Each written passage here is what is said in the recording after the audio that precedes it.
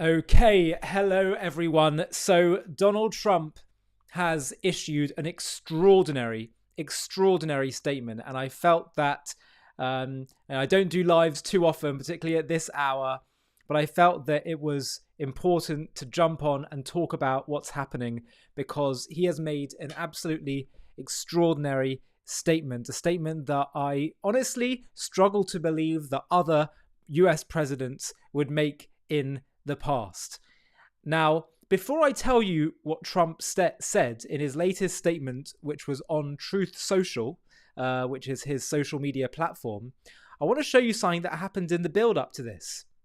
So, I believe this was just after his State of the Union address. Trump went to, the hostages, some of the freed hostages, met with Trump in the White House. Now, let's be clear. I think it's pretty clear that what even brought Hamas to the table initially to start having these hostages released was President Trump coming into office. Just the fact he was coming into office, I think, threatened them, made them think that they had to start coming to the negotiating table. But here was many of the hostages that you all know well: Noah Argamani, Eli Sharabi, who was released just a few days ago, who Trump described as looking like a Holocaust survivor, the way Hamas treated him, emaciated him. Have a watch of this clip of them in the White House, and then we'll have a look at Trump's statement, which clearly, I think this meeting must have moved him to making this important statement. Have a watch. Family and I, myself, we believe you've been sent by God to release them. You can really help. Yes. You have the power to do it. You were our hope when we were there, and now you're their hope. Yeah. So you didn't think until I came along, you didn't think you were going to get out? No. Once you were elected, No. we heard that you want to do everything to make a deal as soon as possible. Yeah. And We were so happy. Yeah. Well, we said you better let us have those people back. Yeah. you gave us You hope. better let them out. We did say that, and something happened, right? Yeah. Yes. Now we got to get the rest of it. Please do it again. Please. Thank you all. Thank We're you. working on it very hard. Thank you. Thank you very much. Thank you. Thank you, Doug. You take care. We'll do the best we can. Thank you, Mr. President. Thank you, Doug. You take care of yourself. It's horrible stories. So just after this footage was released and just after this happened, Trump then goes to Truth Social and makes a statement. And I want to get your thoughts on the statement. You can comment in the comment section. This is a live video, which means I can actually interact with you, the viewer. So please do let me know your thoughts on what he said. But this now is his Trump statement. Let's have a watch. Trump said, "Shalom Hamas," which means hello, but it also means goodbye. You can choose. Release all of the hostages now, not later, and immediately return all of the dead bodies of the people you murdered, or it is over for you. Only sick and twisted people keep bodies, and you are sick and twisted. I am sending Israel everything it needs to finish the job. Not a single Hamas member will be safe if you don't do as I say. I've just met with your former hostages whose lives you have destroyed. This is your last warning. For the leadership, now is the time to leave Gaza while you still have a chance. Also to the people of Gaza, a beautiful future awaits, but not if you hold hostages. If you do, you are dead. Make a smart decision, release the hostages now, or there will be hell to pay later. Donald J. Trump, President of the United States of America. Now, what he's saying is remarkable, and it's so significant, and it is the right strategy. The only way you deal with violent, hateful ideologues is through strength. Peace through strength and not negotiating with terrorists is the only way to deal with enemies like this. And Netanyahu has said that Israel is working very closely with America, that for just waiting for the right moment, that the gates of hell will open again. And it's amazing. Imagine if President Biden had said this straight after October 7th. And in the end, he said, oh, release the hostages and, Israel will support you. But now Israel's going a bit over the top after a few weeks. And there was all this kind of equivocation. Imagine if he just said, release them now or you're finished. it is amazing to see this, but it's also sane. It's the sane approach to dealing with this. And Israel, we've seen Trump is not just saying these things; he means it. Trump has taken away all the disgraceful limits that were put on arms sales, weapon sales to Israel. Israel has shown itself to be a moral fighting force and uses these weapons for self-defense. And so Israel now is, with America's support, in a strong position. It's amazing in some ways, perhaps because Netanyahu is maybe pressured, limited by political opposition within his party, within the country. Having a Trump on side, in some ways saying the things that one would hope a sovereign Jewish state would say under Netanyahu, having Trump saying this instead gives Israel huge leverage. So it's really, really significant what's being said. And now the question is, what happens next? Now, someone says, can I please turn the volume up? Can you hear me? If you can't hear me, please make another comment. And I will try and fix that. But I think from what I see my end, I can be heard. But I want to just talk a bit more about what Trump is saying.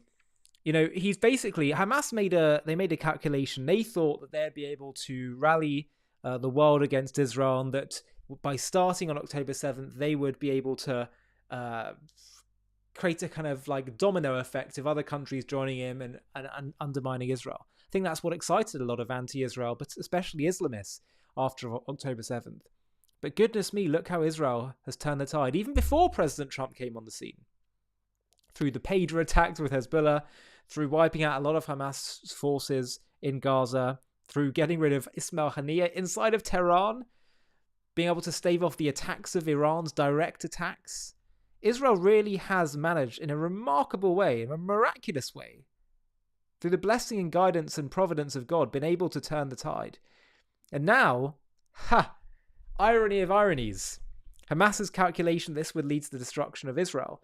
Actually, with Trump's proposal to relocate the people of Gaza, we're talking about an end to the fake Palestinian cause.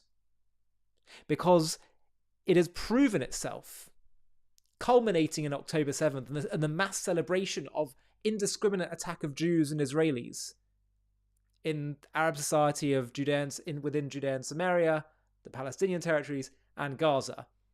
They've shown themselves that really what they're about is ideological hatred of Jews, not a legitimate grievance and desire for self-determination. Given that they clearly just see themselves as Arabs, part of the Arab world, and wanting Arab and Islamic expansion, Trump says, great, let's move you to another part of the Arab world. Jews can live in their indigenous homelands. Arabs can live in their indigenous homelands. Imagine that.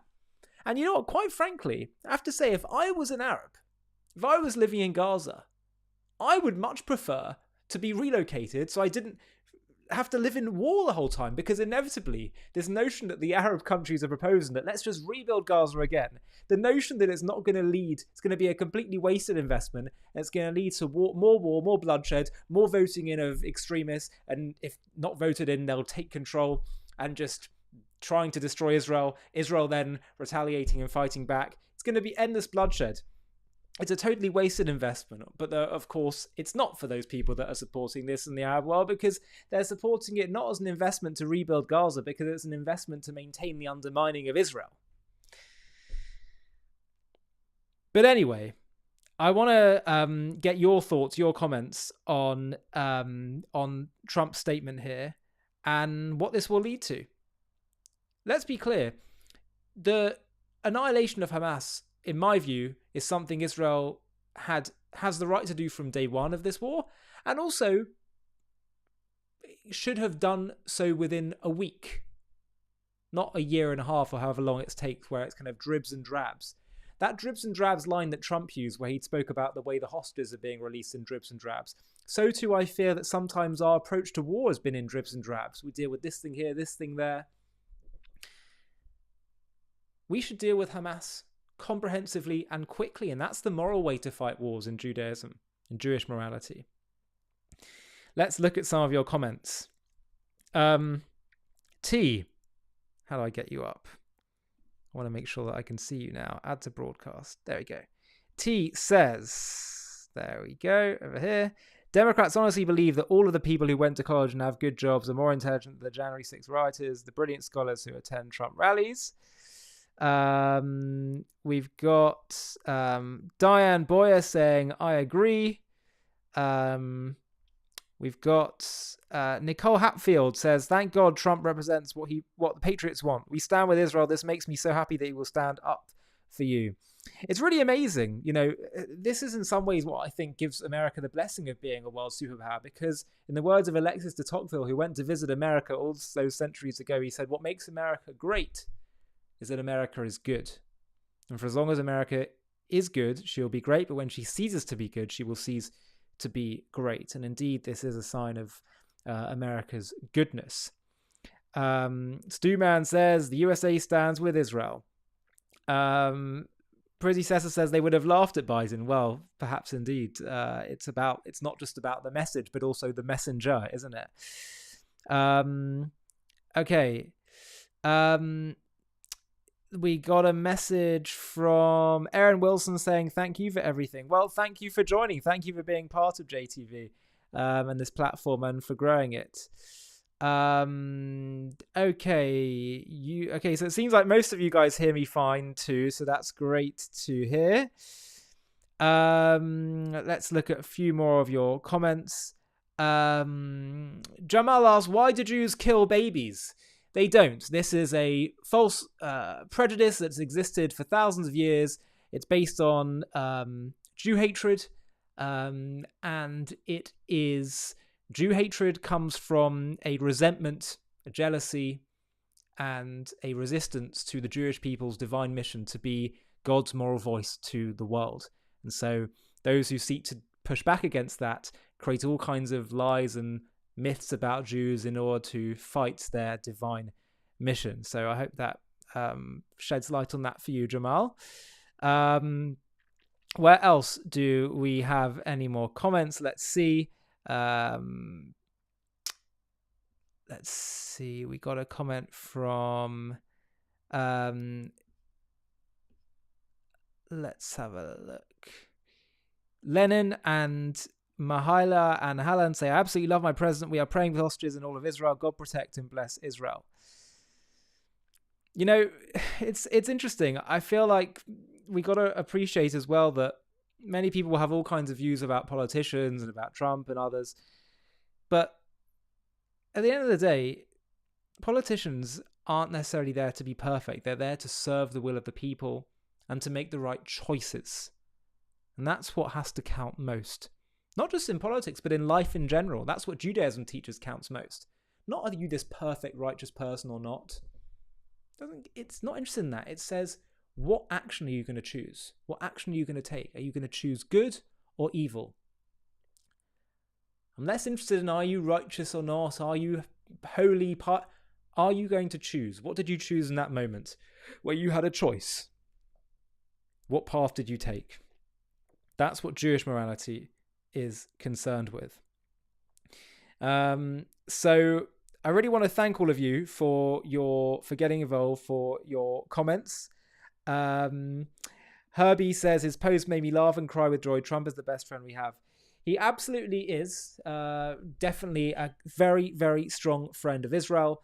His heart clearly is with Israel. He sees that Israel can win. He sees that it is right and just to stand by Israel in a really remarkable way. And I think sometimes the way he is characterized versus how he actually acts when you see him off camera or in private, or like in those meetings with the hostages, you get a very, very different sense of the man. Peyton Craft says, I myself am a Christian, but my heart goes out to my fellow man in Israel. What has been done to Israel is unjust, and I despise it. And I have to say, by the way, a big thank you to all our Christian viewers on JTV, because you do make up a significant section of our audience, and we really appreciate all your love and support. JTV is growing. I've been since last December when we did our campaign, I've been growing our presenters base, so we're going to start producing some JTV originals on all kinds of topics with different presenters, looking at creating like a website where we kind of have some premium content, and also I really want to hear from you. What are some of the topics you'd like me to cover? I talk a lot about shedding light and truth on current affairs issues, but also tackling some of the big religious issues. What I think people miss is that fundamentally what's happening in Israel is a religious conflict. And much as we have military options and solutions and all these things, if you want to solve the primary issue, it's ideological. So I love to talk about Judaism, shedding light on that, but also so much, what led me to start JTV. The purpose for JTV was actually to share the beauty and wisdom found within Judaism, within the Torah, within the Jewish people's incredible ancient heritage. And so I love talking about those kind of topics as well, and religious ideas and values and wisdom on relationships and all kinds of things. So please do let me know the kind of topics that you'd like to see moving forward on the channel. But as ever, I'm always going to be commenting on things that's happening in the world and the news, because there's so much falsehood, isn't there? There's so much misinterpretation, so much lies about the conflict, about what's right and what's wrong. And so for as long as I'm able to, I'll continue to stand up and spread the truth. So thank you so much for watching. Thanks for your comments. Thanks for growing the channel. It's been really quite an honor to be able to have this voice and to have all of your support and engagement. So thank you so much, everyone, and I'll see you on the next broadcast. All the best. Hi, thank you so much for watching. To watch another one, click here. To stay up to date with all our content, click here to subscribe. And if you're able to, you can help support JTV to grow and grow by clicking join below this video, where you can become a member and get perks including early access to videos and private live discussions with me. But most of all, you'll be partnering with us on our mission to change the world.